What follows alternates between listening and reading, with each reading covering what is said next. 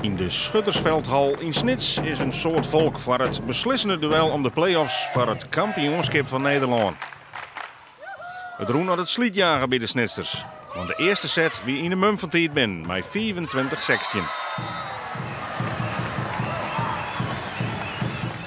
Om wist te wijzen van een punt, maar er liep wel nog een set pakt worden.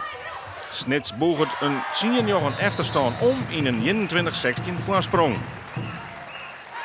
Wie verliest met meer dan 2 sets verschil, kan set-up 65 uit Oud-Marsum de Snitsters nog van de tweede plak aanhouden. Eurospet uit Almelo is al wist van de finale. En zij komen weer om, daar 22 nieuwtje. Maar Snits is net van doel het spannend te meidje. De ploeg van Petra Groenland wint ook de tweede set, 24-20.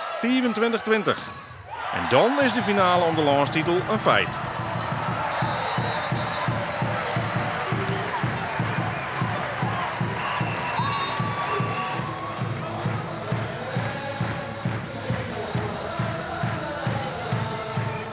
Ja, het ging heel goed.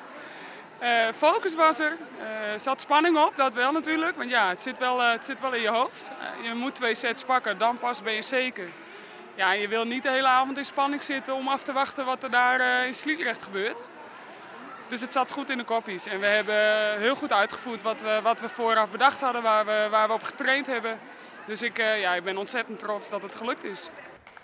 In de finale is Eurospet op een nijdertje-stander. Om zij als eerste eindigen in de kampioenspool begint Eurospet de beste van 5 serie met thuisvoordeel in Almelo.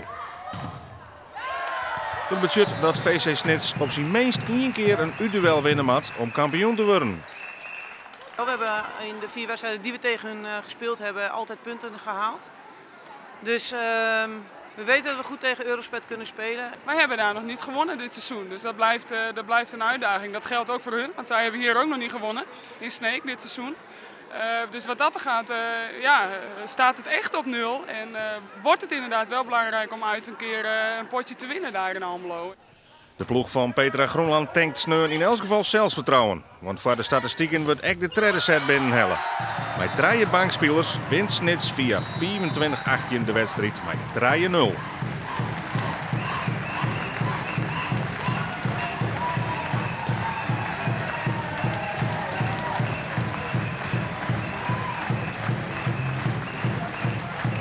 De druk is bij ons wel een beetje afgevallen. Het is natuurlijk de doelstelling 1-2. Nou, dat moet je echt tot op de laatste speeldag verdedigen. En dat hebben we goed gedaan. Dus nu is het even in de relax-modus voor een paar dagjes. En dan weer vol focus op komende zaterdag. Je bent nou waar we willen zijn. Vooraf hadden we gezegd, we willen graag de finale halen. Nou, die finale, daar staan we nu in. Ja, nou wil ik hem ook hebben. Nou wil ik hem ook pakken. Op sneun 11 april zet de finale uiteen in Almelo.